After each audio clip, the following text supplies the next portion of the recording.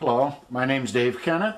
I'm here with Mike Tallent, and we're here to talk about early digital video days and the contributions that Mike made to television and more specifically digital television. We're here in the hills of Kentucky. You were in California for a number of years but have now retired here. We're in your basement, and it's what, a 2,000 square foot basement? Yes. And we are Tightly crammed in here with hardly enough space to put together a little area here to record in. But you have collected a number of electronic paraphernalia over the years. Last spring, and this is the summer of 2005, last spring Mike and I met for a short while. I had not seen Mike in a good number of years at the Dayton Hamvention. I decided that Mike had some very fascinating stories. So it is at my request that he, along with John Wesley, who is acting as cameraman today, got together and are recording this for posterity, whatever purposes it may have. I mentioned John Wesley. He goes back, a longtime friend, back to school days of Mike's. high school. In Louisville. Yes. And Mike and I met in the late 60s at an Indianapolis amateur TV club. And where did you work? RCA. RCA, in research and development. Advanced there. TV development, yeah. To go back a little bit in the history of television, in 1956, Ampex introduced the quadruplex videotape recorder. Broadcast recording. Broadcast recording, and that was the first really commercial tape device for video at all, and that was in 1956. And Charles Ginsberg headed a development team at Ampex to do that. And I think it's appropriate to talk a little bit about what happened to tape recording in the situation. Today we have miniature camcorders that we carry around with us. It's a camera and a recorder all together, and we think nothing of that. And back in those days that was not the case. No. And Big machines. they were big, well over 1,000, 1,200, 1,500 pounds. Yes. Big. They were big, noisy. They had air compressors in them for high pressure air bearings. They had a vacuum pump for a guide for the tape, to guide the tape properly. And they used 2-inch wide tape. Right. And I have here a reel of that 2-inch tape still in existence.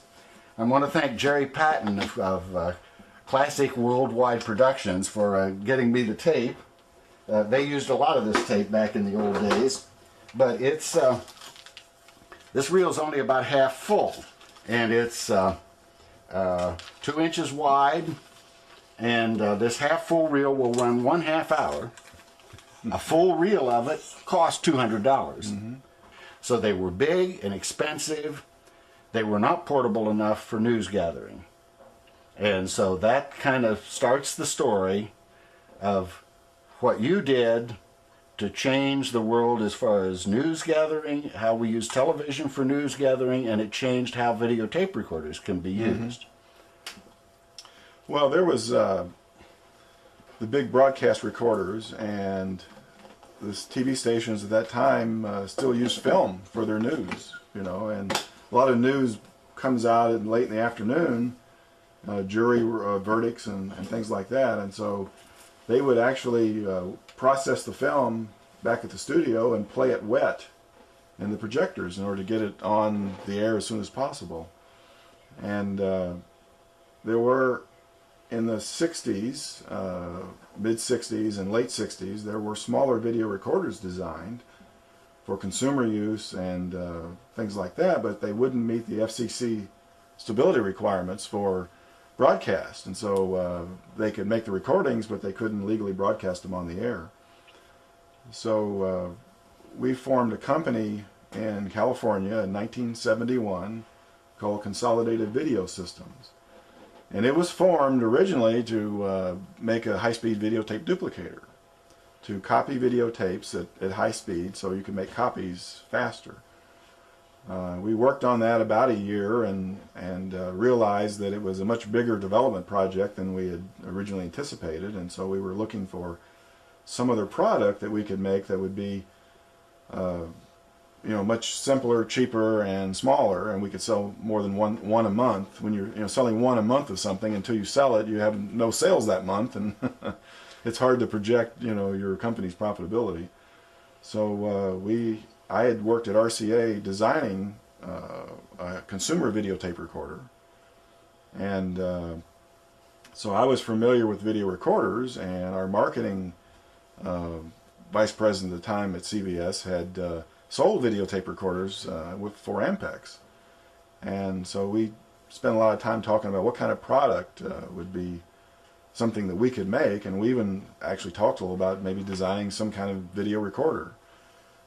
Fortunately, we passed on that idea, and we thought about a time-based corrector that would work with the lower cost recorder, so that you could then correct the time-based errors of a small, the jittering tape recorder, right, where the wow and flutter, right, that you get on audio. The big broadcast recorders. One of the reasons they had all the air bearings and compressors and vacuum columns was to get the wow and flutter low enough so that they could correct it with their analog time-based correctors, which had a correction range of maybe 1 or 2 microseconds. And the smaller portable recorders that were lower cost had errors in the 10s and 20 and 30 microseconds and even greater. And so they couldn't be corrected with these analog time-based correctors because of the range of correction. So we debated what to do, and we actually did build a prototype analog time-based corrector. And so I don't remember the exact meeting, and we had hired a couple of other engineering consultants. I was the only electrical engineer at the company at the time, because the thermal duplicator was really more of a mechanical device. And there were 4 guys that started this? There was 6 total that started at CVS. There was 1 mechanical engineer, and I was an electrical engineer.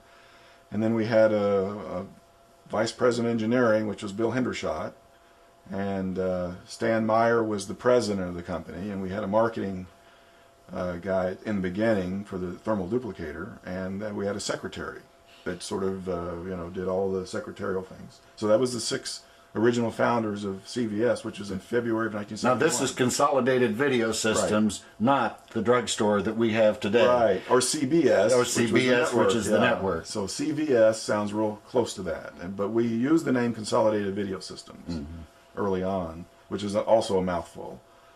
And so we had got this idea of building a time-based corrector, a standalone time-based corrector, not one that was built in to the video recorder. And we decided on the digital was the way to do it, Now, in deciding that, or even thinking about digitizing video, right, I had done a little research before this discussion, and found that before 1972, 73, in that time era, which is what we're talking about, there was even precious little audio digitizing. Right. I think I want to say Fairlight or somebody like that had a digital audio reverberation unit for commercial studios and so on. And it was about that time that some of the big companies, Sony, Ampex, and so on, were coming out with digitizers for stereo audio that would make it look like a video stream, so you could plug it in the video spigot on the now more you could record digital available, audio. so you could record digital audio that way. But that was about it. Right. We did some research and on the A to D part of it, the analog to digital converter, because that was the key item to do. And there were a few companies making for laboratory use A to D converters that would run in the 10 megahertz frequency range, which is the kind of range we needed for video. And they sold for around $10,000 or $12,000, and they were a rack of equipment, 7 or 8 inch cabinet full of electronics. Not good. No, and we had planned hopefully to sell the time-based corrector for the $8,000 or $10,000 price range, and we figured the A to D converter was only maybe a third or a fourth of what was in the device. So we went to the venture capital people that had funded the company and talked to them about maybe developing this product. And they were not real enthused about it because they didn't want you to get sidetracked from the main product, and they were afraid that we would get diverted from that. And so they had hired a consultant to do some research to see was there a market for a standalone time-based corrector. And as I remember, the consultant's response was, after he did some checking around, was that maybe you could sell 25 units in the world. And I found out later the consultant was a relative of a person at Ampex, but that's who now, they knew. there was Ampex, RCA, Sony was pretty big into broadcast equipment by then. All making the big But those were recorders. probably the three big names, and then Panasonic and JVC were also kind of Right. making their way And into they made broadcast by the that smaller recorders. Right. So they basically, the funding people said, well, we think you should continue on the thermal duplicator and not do this other device. And so we agreed with them, and then went to another room, which we started developing the digital time-based corrector. Now we get after our children for doing this kind of thing, right? They say, "Oh yes," Well, and then we we'll go talked off. it over and thought that if we were successful and it was as big a product as we thought it would be, that they wouldn't care. You know. And they didn't. And so we continued working on the thermal duplicator, but we diverted, at certain times of the day and worked on this. And we finally talked to one of the venture capital people individually who thought more that it was a decent idea. And so he had some investment in some other companies, and one of them was a company called Biomation. And they made biological transit recorders, and they had an A to D converter in it that was fairly fast. And so he got them to loan us one of their products that had an A to D converter in it, and that we could do anything we wanted with it. So we actually hacked into it and used the A to D converter as our first A to D because in order to store the video and digitize it and make the time-based corrector, we had to get it in digital form. Now, there were analog ways of doing this, and there were other companies that, in fact, the quad machines, the big 2-inch tape machines, had time-based Right. correctors, Analog. but the very narrow, Right. and they kept the video in the analog Yes. domain. Now, when I saw the first CVS 500 pretty early, before it was even at NAB, and when I heard how you had done this, I was kind of awed by this whole thing that, well, you can't really do that. It's roughly, 200 times as fast as audio. So you can do a good high-quality audio recording, magnify the speed. Right. Well, the A to D converter was the key item, partly because anything else commercially available was too much and too expensive. And so I started looking around trying to find what was available, and in June of 1972, Advanced Micro Devices, AMD, introduced a high-speed integrated circuit comparator. By high speed, I mean it was around 10 nanoseconds of delay, and that was probably 5 times faster than anything else available. And so I said, well, I think we can make an A to D out of that. And so I drew up some block diagrams, and we started looking to hire some more electrical engineers because I was the only one at the time, and we hired a consultant by the name of Lee Skaggs, who worked, and he actually worked on the analog time-based corrector that we built as a prototype, and did a little bit of work on the digital, and he left to do another project, and we looked around and hired another consultant by the name of Al Swain. And Al Swain had done some digital design, and when we interviewed him, we didn't tell him what we wanted to do, but in the interview he mentioned about a time-based corrector. That he had this idea that he talked about, and I think it was analog, but we thought, well, if he's thought about a time-based corrector, this might be somebody we want to. So we hired him as a consultant, and he looked at the memory design and the digitizing, and we needed somebody to design an A to D converter. And we ended up, and I don't know the circumstances how we found it, but we hired actually hired him as an employee, a fellow named Ron Harrison, who had worked at a company, and they were making a radar devices, and radar is similar to television, and so he had designed a high-speed A to D for this radar application. And so we hired him to design the A to D converter using these analog AMD high-speed comparators. And at the same time, I had a backup plan of, I had a technician hand wiring 256 comparators, which is 8 bits. And so he was going to wire up 256 comparators, and I was going to try to make work what would be a straight parallel A-to-D converter with 256 comparators in it. And I was terrified at the thought of ever having to make that work. It would be tough to get everything balanced exactly right. Well, so it was a lot of parts, and you had to, and I had to build a video amplifier to drive 256 comparators. And and so he was wiring that on the side, and Ron Harrison was designing the A-to-D. And as I remember, it took him 6 weeks to get the A-to-D designed and working as a prototype, and it worked. Using the analog device, or American Advanced Micro Devices integrated circuit. So once we had the A-to-D prototype running, and in the meantime we were using the Biomation device to digitize video. It was only 6 bits, which is 64 levels, but it was enough for us to work on the memory and the storage to be able to digitize and store video in a memory. And so that was not done either. Keep in mind too, this is in the early 70s. 72. And the IBM PC, the very first one, with an 8088 processor, if I remember right. John worked at IBM for a number of years, so he can correct me if anything's wrong here. But and its speed was 3.88 megahertz. Does that sound about right? Yeah, maybe 2, in fact. At the 2? beginning. It was lower than that, even down in the 2. I remember a little faster at one point in time. Yeah, they speeded it up. Yeah. They speeded it up. Now, this, even if you use the processor to handle, it was not even close to being fast enough to do the video. So I'm trying to put this in perspective and the time frame to say, here we are 10 years before the IBM PC came out, and what you're doing is handling things that are many times faster to digitize the video than even computers were doing in the early 80s, where the IBM PC was computers were still using core memory, for most part. Yes. And so we needed to find some memory device to store the digital video in order to correct the time-based errors. And at the time, for RAM devices, the only RAM device that was available was a 256-bit RAM.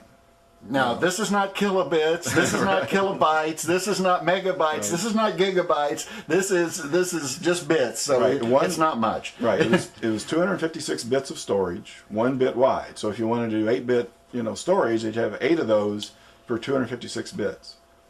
And they weren't fast enough, speed-wise, because we were going to digitize the video at around 10.7 megahertz. It was 3 times the color subcarrier frequency, and that was important. And so, but we ran some tests with it and realized that we had to do a multiple of the color subcarrier, and the lowest multiple that was enough bandwidth was 3 times the color, which was 10.738635. Exactly. That number was burned in. And so we built the A-to-D at that speed, and we had to figure out a memory that would store the information at that speed. And so it turns out that the RAM was too small and too slow. And the next thing was called a shift register. It's like a FIFO device, first in, first out. And the devices we found would run at 5 megahertz. That's closer. And they were 1,024 bits of storage. So it's 4 times the storage and 2 or 3 times the speed. And so we designed stacked them up to get the speed we needed. We used 3 of them in a row to get the 15 megahertz equivalent speed. That was faster than the A-to-D, and then we put them in series to get enough memory. And the analog time-based correctors would correct about 2 microseconds of time error. And our first device we decided to make for plus or minus 95 microseconds, which is 3 horizontal lines total. And that we figured that was a big enough improvement, and we got some of the lower cost recorders and ran some measurements on them and found that that was probably enough to correct the errors of the small portable, half-inch, and the 3/4-inch U-matic machine had come out in, I think, 1969 time period. So it was pretty new, but it was available. And so that's what we used as a model, and decided on 95 microseconds, plus or minus 95 microseconds, and that was about 50 times what was currently available So that's a pretty big improvement.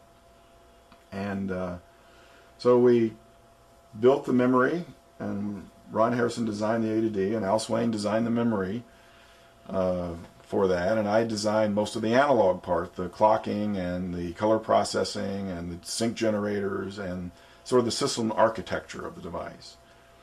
And we were doing that in the middle and late of 1972. And by the end of the year in 72, we had a hand-wired prototype of this device. The advantage was that we were an unknown company. You know, essentially had no products. The phone wasn't ringing. You know, I were working in a lab, and we kept wondering why hadn't somebody else done this. You know, because actually the pieces fit together pretty well.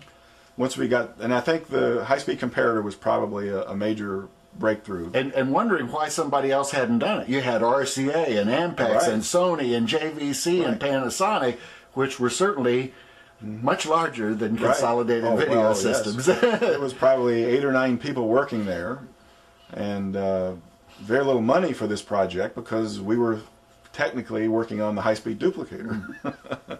And so this was money coming out of the budget for other expenses, stationery, paper, pencils, that was doing that for it. And we worked on that, and in the end of the year we had a prototype working. And so in February we decided to take it out to show it to some people to get a feedback, to see if what we thought we had. And this was in February It was in February 1973. Okay. And the marketing VP at the time was Hal Blakesley, and he had worked in Chicago for Ampex in past. So the distributors he knew were in the Midwest, and we were in Northern California, and so he, you know, you had to call people you knew because people wouldn't believe what we were going to show. And even those people didn't believe it, but they knew Hal, and they said, okay, if you want to bring something, we'll let you in the door. And so we scheduled 3 demonstrations, one in Dayton, Ohio, one in Cleveland, Ohio, and one in Philadelphia in the middle of February. And Not a place for a Californian to come in the middle of winter. I asked Hal, I said, what was wrong with Honolulu and Miami? So Hal and I flew with the time-based corrector, the hand-wired unit, and it sat in the seat. We bought a ticket for it in the airlines. And we usually used a wheelchair at the airports to set it in because it weighed probably 65, 70 pounds. And it was big because it was hand-wired. And we flew to those locations, and when I would get there, the technicians, which I had brought the recorders and everything, they'd say, well, they told me what this does, and I know it can't do that. What does it really do? And I said, well, what do they tell you? And they described the time-based corrector, and I said, well, that's what it does. So we hooked it up, and at all 3 locations, everything worked. You know, I hooked it up and turned it on, and with a few little adjustments and everything, everybody sat there with their mouths hanging open. I saw that first unit when you went to California in around 1970. At about the same time, I went to Cleveland and worked at putting a teleproduction facility together at Ohio Bell Telephone Company. Now, your original development was using the IVC 1-inch, or did you use some other in our lab we had an IVC recorder. That was our main recorder. We borrowed or rented an Ampex 1-inch helical, and then we had a Sony half-inch open reel black and white recorder. So we were trying all the different machines. When you're designing something, you want to get a sample of what you're having to deal with. So the NAB was coming up. I believe it was in April, I think. In the spring, NAB, National Association of Broadcasters, and it was their annual convention where new equipment is shown. All the big manufacturers of broadcasting. It's the big show. And it was in Washington, D.C. that year, and we didn't have a booth because we didn't know we even have it finished by then. So we started making 10 prototype units with printed circuit boards. And the first of the 10 was completed 1 week before the NAB show. I mean, completed being built. And so myself and the other 2 engineers worked on making those printed circuit boards work. And we pretty much worked around the clock. And I think we had that first unit working in a couple of days. And the second unit was finished on Wednesday before the NAB show. Which started like Thursday or Friday. The NAB show then, I think, started on Sunday. It was Sunday, Monday, that's right. It Tuesday, started and on the weekend and went early in the week. So the third unit was done Friday, because our plan was to take 3 units to the show. we had a hotel room because we didn't have a booth, but we had talked to a company called CMX, which made editing, and they were introducing an offline editor that used 1-inch IVC recorders. You know, we were concerned that nobody would find us or wouldn't, because we were on the 7th floor of the hotel, you know, and part of the show was in the basement of the hotel, so we wanted some presence at the show, and so we had the 2 units in the CMX booth, and we thought from there people would see it, and then we had little cards identifying the hotel room that they could come up and see a demonstration of the time-based corrector. And I got there Saturday. Back then, you know, you could ship equipment in suitcases and boxes, and so I was by myself on the airplane with 20 suitcases. And they let you do that? Yeah. Well, yeah, you would tip the sky cat at the curb, right. And he just kept putting the boxes down the chute, you know. And they were going to meet me with a van and more people to unload. And your plane was actually able to take off after all this as well. Well, the plane was a 747. It was an early one, and it landed, and the brakes caught on fire. And so we sat on the runway. You know, the plane stopped on the runway, and I thought that was unusual to stop on the runway. And then I saw the red lights flashing and the fire engines scrambling, and I'm sitting there with the best time-based corrector was in the seat beside me. You know, and I'm thinking, how am I going to get down there? Because they're not going to want me to take that thing with me, right? And I knew that if I didn't take it with me, I might as well stay on the airplane. So it was, you know, so they met me at the airport, and we set it up in the hotel room with the best of the 3 units. We had a 1-inch IVC recorder, and we had a open reel 1/2-inch Sony black and white recorder, and that was the 2 machines we were demonstrating. And then the other 2 units went into the booth at CMX to demonstrate, you know, their editing equipment. So that was the setup. We started Sunday morning. You know, I went to the hotel room, and that was where I was going to be, along with Al Swain, to demonstrate to whoever showed up. And that morning, there was a few people there because we had called people to let them know that people we knew. And by the afternoon, I think the hallway was filled, the room was filled, and people were lined up out the hallway. Because the word of mouth, I was surprised. The word of mouth was very fast. It's funny how, and this kind of points out how unique this device was at that time. Right. Because, you know, you can always make something a little better, and that's what you go to the show to see. This is a little better device than that one. Oh, that's nice. Maybe I ought to buy this one instead of that one. But here was a device that nobody knew really what it was, except that it really solved a particular problem and was the end of film for news.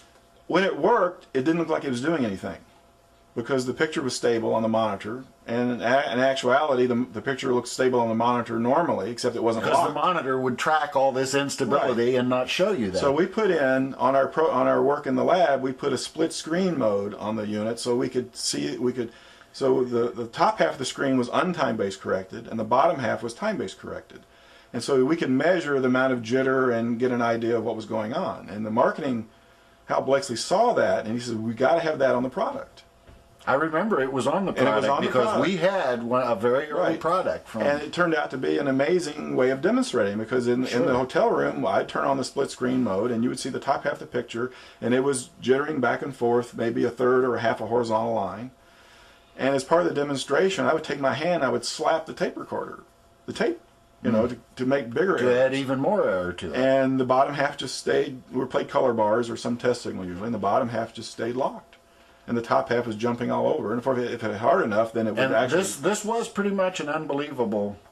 Well, I had a lot of people standing there with their eyes wide open, and one of them was Charlie Ginsberg with one of the demonstrations, and I knew who he was, you know, from the quadruplex recorder days. And he looked at it and didn't say anything, you know, and I gave the demonstration, and I looked over at him, and he looked at me, and he says, very well done.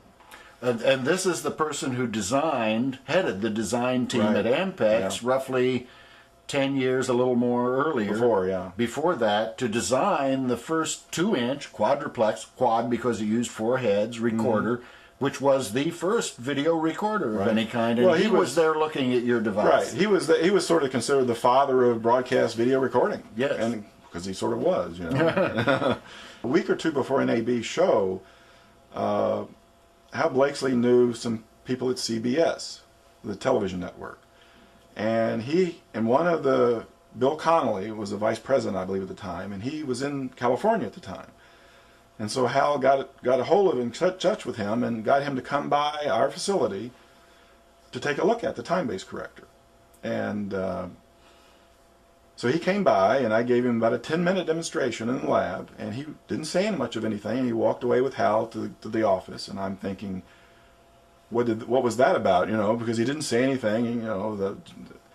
And so about an hour later, Hal came back grinning from ear to ear, and I said, well, did he like it? And he said, well, yes. He said he ordered 4 with an option for 20 more.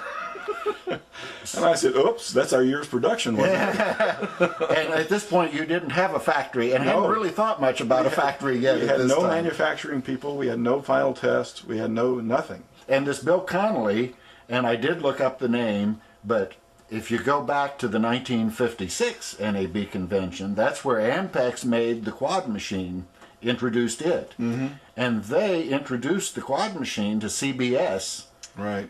A group of CBS affiliate managers and so on, before NAB. And Bill Connolly introduced the quad machine to CBS. And the Ampex quad machine to CBS, and that's where it was first introduced. So CBS got to see the quad machine before the general public. Well, and they got to see the time-based corrector. And they got to see the time-based corrector, the digital time-based corrector, before anybody at NAB. So at the show, it was, you know, I didn't really know much about people actually buying it because I was just all day long demonstrating it to people. And usually when we closed the doors at 9 o'clock and went to dinner, then we would talk about what went on that day. And I think by the time the 4-day show was over, we had firm orders for 300 units. And we were terrified. You still didn't have a factory the same as before. No, you know, planning on building 20 or 30, and this was in April, I believe, and so we were planning maybe to make 20 or 30 through the year, you know, because we knew it was a big job to. You couldn't hire technicians that knew how to test digital time-based correctors. You couldn't hire manufacturing people that knew how to build and test digital video. Part of the whole problem was that everything was so much faster. Yes. Because then you start getting into problems just in where you put things on a printed circuit board, because there's delay just from this point on the printed circuit board to another point on the printed circuit board. So that delay, while not significant at audio frequencies, now all of a sudden becomes very significant. Well, the A to D design was tricky, and we ended up putting comparators in a circle, because that's the only way you can get, you know, a video signal to drive. It had 16 comparators, or 15 comparators, on one board, and 15 more comparators on another board, and they were both in a circle. So you would feed it at the middle, and there was the equal video amplifier delay. was in the middle, and it would drive all 15 of them, you know, with equal length lines, pretty much. So there was a lot of things we had to worry with, and this was all done in a matter of weeks. And people used to printed circuit board layout and design. Well, for high-speed video, there wasn't any. That's right. There was no consideration for all of this. Because computers then were running in the few megahertz range, and we were digitizing video at 10.7 megahertz and storing it in memory, and then converting it back to analog, and, you know, doing maybe a little more processing and replacing sync and all that. So when we came back from the show, we all looked at each other, you know, in disbelief. Now what do we do? And you were tired out from the show from all of this. Everybody had a cold or was sick because no sleep. And at that point, we went to the venture capital people. When you got orders for 300 units at $9,000 a piece, and these were, you know, NBC, CBS. I mean, you know, these were, you know, big companies. The fact that we were working on that without the permission never came up. They never scolded you or anything. No, never was a problem, and that was our plan. You know, we felt if we really made it, if we didn't make it work, we were going to silently destroy everything and go back to the duplicator. So we came back in essentially near the end of April and May, and now we decided, what do we do now? And so we got money from the venture capital people because we ended up having to build a manufacturing facility, hire people, train people, final test, shipping department, manual writing. We did patent applications. So, and there's essentially 3 engineers knew how it worked, and we weren't sure we knew how it worked. But And we knew we had bugs and other deficiencies we had to also fix before it was a manufacturable product. And it was a nightmare in the sense, we were also enthusiastic about it though, and young. That helps. And that's slept very little, and so I think by September of that year, we were shipping 100 time-based correctors a month. You won the Emmy, which is sitting over your shoulder there, and you also have an award plaque that you have. This is for Michael Tallent and Consolidated Video Systems. Right. It's the Emmy. I believe CBS, the network, nominated CVS, the manufacturer, for the Emmy Award, and it was awarded in 1974. The very next year it could be awarded, from the time we introduced it in 1973.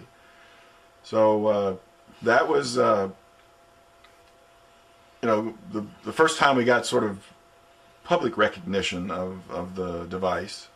And there is one SMPTE, I guess a journal on digital video. Right. A publication about digital video. Right.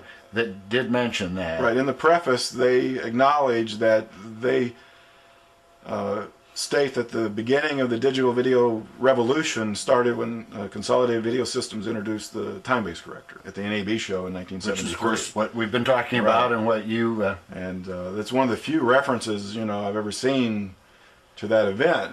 The time-based corrector always took back place to many things because people saw the camera and the portable recorders and thought that was what they did, and didn't realize that it took the time-based corrector to make all that be broadcastable. It certainly has been a fascinating career. Certainly some exciting times in those early days, I'm sure. Yeah. And Mike, I want to thank you for taking the time and talking with us. I've really enjoyed it. All right. I am proud to be your friend and know you. And now we're in Kentucky mowing grass. Now we're in Kentucky. We're mowing grass. Mowing grass.